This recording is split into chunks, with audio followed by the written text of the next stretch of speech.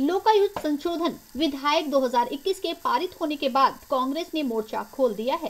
कांग्रेस ने साफ तौर पर कह दिया है कि उनकी सरकार के आते ही इस संशोधन को निरस्त कर दिया जाएगा ताकि लोकायुक्त की गरिमा पहले की तरह बनी रहे।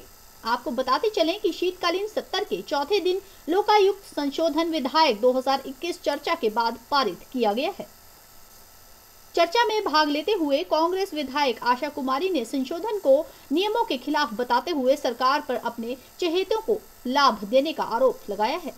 आशा कुमारी ने कहा कि लोकायुक्त अध्यक्ष केवल सुप्रीम कोर्ट का जज या हाई कोर्ट का रिटायर्ड मुख्य न्यायाधीश ही हो सकता है, लेकिन अब सरकार ने इसमें संशोधन कर हाई कोर्ट के रिटायर्ड जज को लगाने का प्रावधान कर दिया है, जो कि संस्थान की गरिमा के खिलाफ है। मंडी में पटेल विश्वविद्यालय बनाने को लेकर सदन में लगाए गए विधेयक पर चर्चा के दौरान विधायक राकेश सिंघा ने सरकार पर सवाल उठाए हैं और कहा कि सरकार राजनीति मकसद से विश्वविद्यालय बनाने जा रहा है।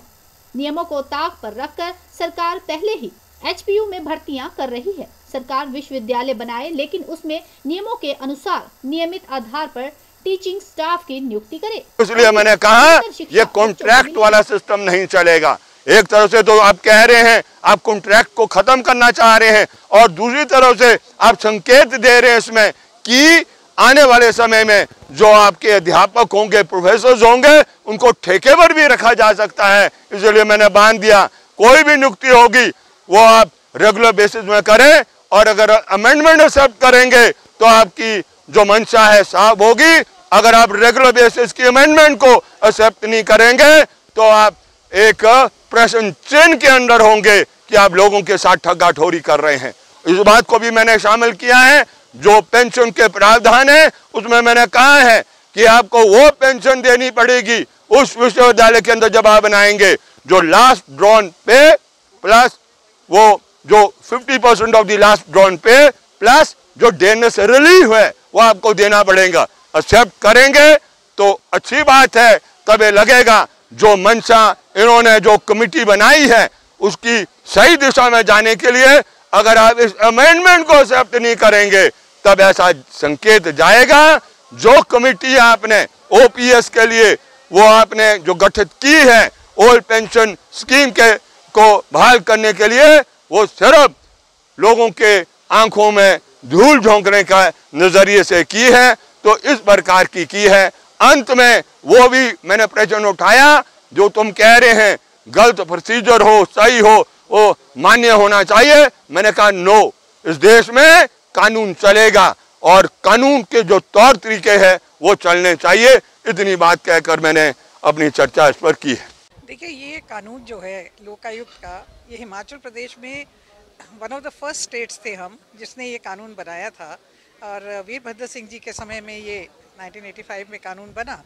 और ये कानून इसलिए भी बड़ा पाथ ब्रेकिंग था क्योंकि इसमें मुख्यमंत्री को भी लोकायुक्त के दायरे में लाया गया और क्योंकि मुख्यमंत्री को दायरे में लाया गया तो ये उचित समझा गया कि मुख्यमंत्री की कुर्सी का मान सम्मान देखते हुए जो लोकायुक्त का चेयरपर्सन होगा वो रिटायर्ड जज of the chief justice of the high court या सुप्रीम कोर्ट का जज कम से कम होना चाहिए।